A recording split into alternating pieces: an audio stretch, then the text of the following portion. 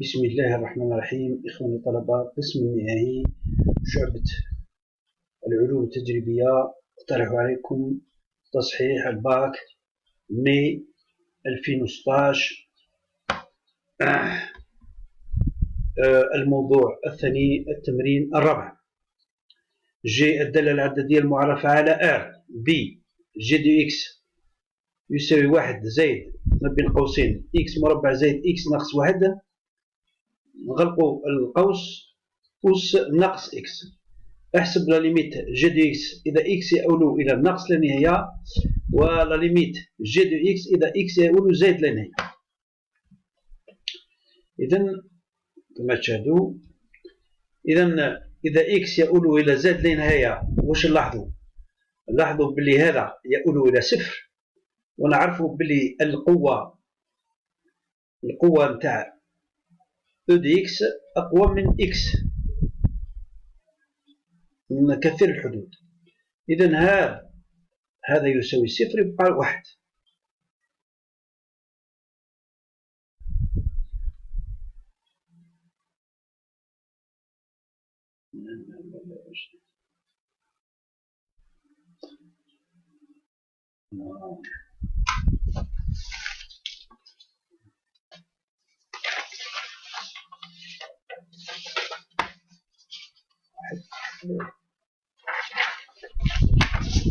زائد لا نهاية سي 1. فوالا.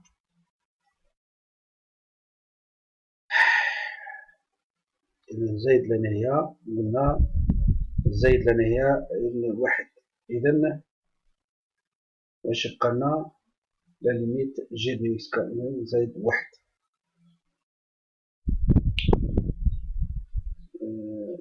هنا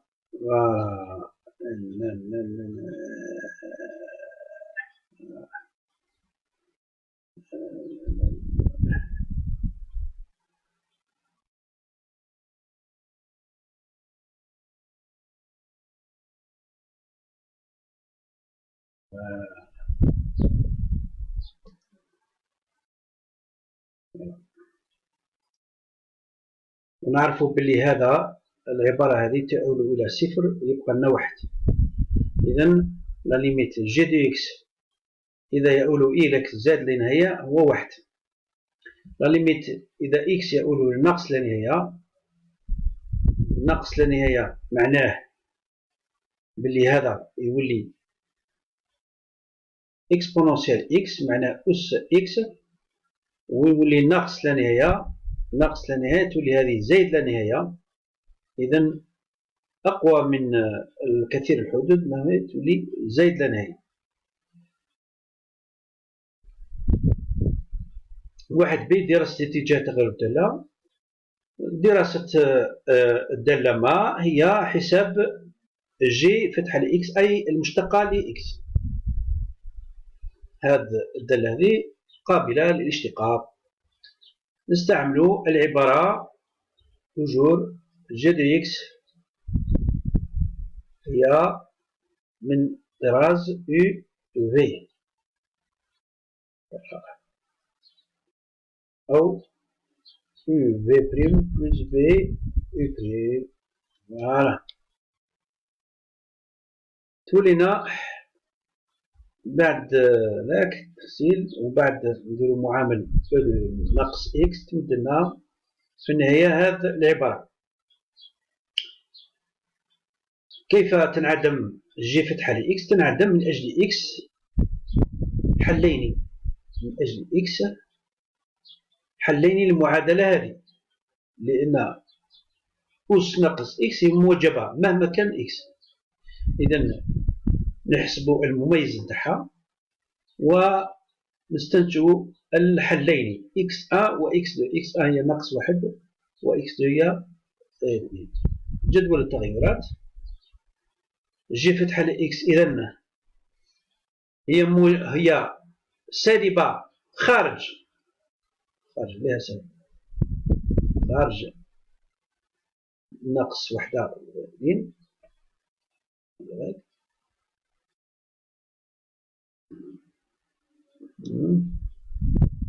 خارج لا خارج خارج ناقص واحد واثنين. علاه؟ لأن أ نتاع الكثير الحدود سالب. إذا تبدلنا هذا جي دي إكس متناقصة من ناقص لا نهاية حتى ناقص واحد، متزايدة من ناقص واحد حتى اثنين، ومتناقص من اثنين حتى زايد لا نهاية. 2 ألف تبين أن المعادلة جي دي إكس تساوي عندها حلين في أ. من أجل إكس يساوي صفر، جي دو إكس جي دو صفر جي لي صفر يساوي صفر، ونأمج لي إكس إيكال ألفا جي دو ألفا إيكال صفر. نشوفوها فراش به. نديرو عندك نحسبو جي لي ناقص 1.51 وجي لي ناقص 1.52. واش نلقاو؟ إذا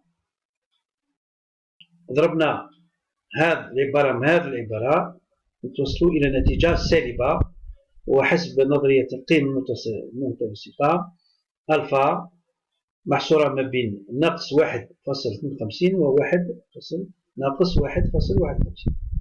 إذا المعادلة جي دي إكس تقبل حلين، إكس إيكال 0 و إكس ألفا، وألفا هي محصورة مع هذ العددين السالبين. 2 بي إشارة جي دي إكس على آر. إشارة جي دي إكس على آر هي وشني؟ هي تبان جي دي إكس موجبة من ناقص لا نهاية حتى الألفا، ومن صفر حتى الاثنين، ولا من صفر حتى زايد لا نهاية، وسالبة من ألفا حتى صفر. فمثلا هذه هي رسالة هذاك.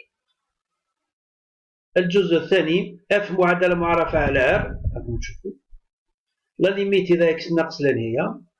إذا كان ناقص لا نهاية وشني؟ لاحظوا بلي هذه ناقص لا نهاية تولينا لهنا زايد لا نهاية،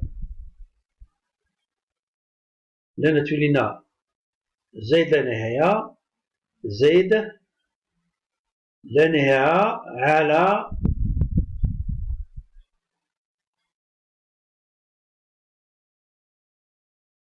مضروبة في لا نهاية. إذا زايد لا نهاية. فوالا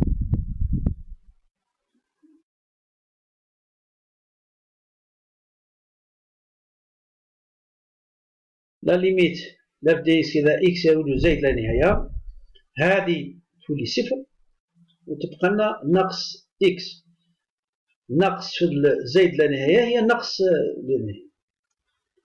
واحد بي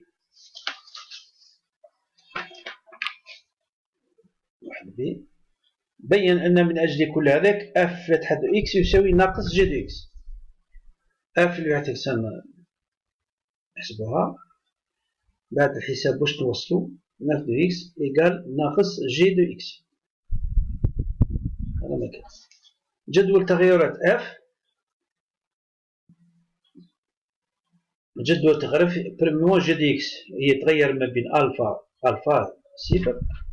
جي دي إكس هي قلنا جي دي إكس هي من ناقص لا نهاية حتى الألفا. ها هي زائدة متناقصة، ومن ألفا حتى اثنين حتى صفر هي ناقصة، ومن صفر حتى زائد من النهاية صفر زائد منها هي زائدة. لهنا موجبة وناقصة، معناه اف فتحة لإكس إذا هي العكس ذاك ناقص، هي ناقصة تولي ناقص والناقص زايد. ومن بعد واش نلاحظوا بلي اف دي إكس متناقصة من ناقص لا نهاية حتى الألفا، متزايدة من ألفا حتى صفر، ومتناقصة من صفر حتى ناقص لا نهاية. هنا إذا إكس يقول زاد من ذا ما لقيناش هنا. واحد ديل ما تعني هذه العبارة؟ تعني مشتقة عند إكس إيكال ألفا. تساوي ألفا، ونعرفوا بلي اف فتحة لألفا هي ناقص جي لألفا، وجي لألفا هي صفر. معناه يعني أن المماس للمحنى سي اف عند النقطة ذات الفاصلة ألفا موازي لحامل محور ألفا واصل، وهو التفسير الهندسي. 2 ألفا تبين أن المستقيم دلتا ذات معدل إكس مقارب مائل لسي اف. كيف نحسب الفرق؟ نحسب النهاية لفرق ما بين اف دي اكس وناقص اكس، ناقص اكس.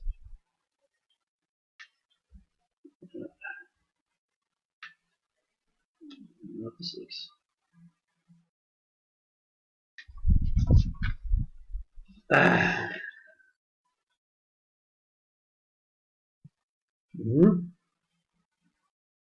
راكم تشوفوا. إذن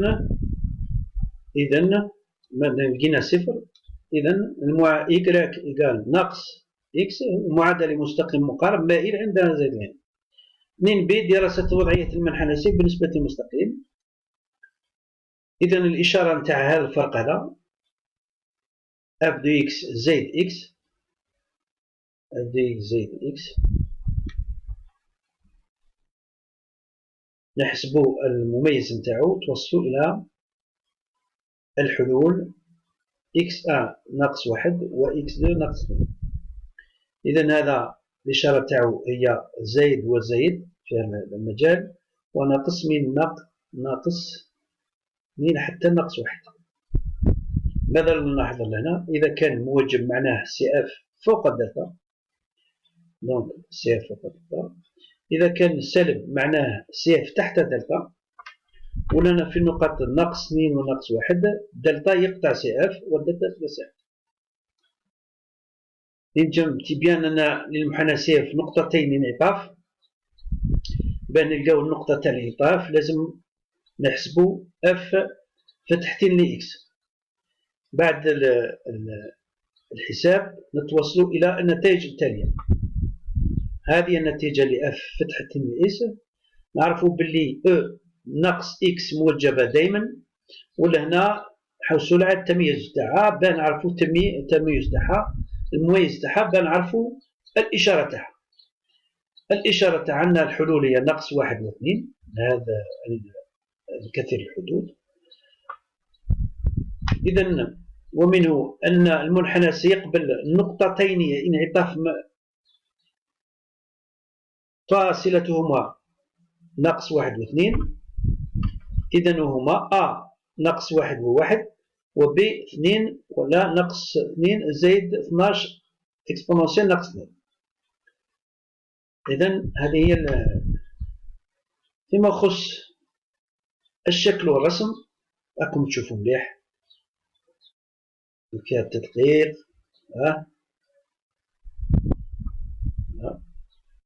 ندخلوا شيء يسر في هذاك. منها ناقش بيان وحسب قيم الموصل الحمل الآن. هذه العبارة هذه معادلة نستنتج ام بدلالة او ناقص اكس و اكس نتوصل لهذه النتيجة هذه. إذن هذا النتيجة هذه تمدلنا باللي كاين تقاطع دي ام و سي اف. إيكغيك إيكال ناقص ام هي معادلة دي ام دلتا ام و اف دي اكس سي اف. المناقشة إذا كان ناقص ام هذه نعقبوا عليها، شوفوا مليح شاهدوا. فيما يخص الجزء الثالث ثاني شوفوا مليح هنا الجزء الثالث درنا المقاربة الموافقة توصلنا إلى لقينا ناقص 1 ب ناقص 5 و سي ناقص 7. إذن هذه هي الدالة، هذه هي الدالة الأصلية. وبعد نديرو التكامل، والتكامل يمدلنا هذه العبارة، ونهاية نتاعو هي 7.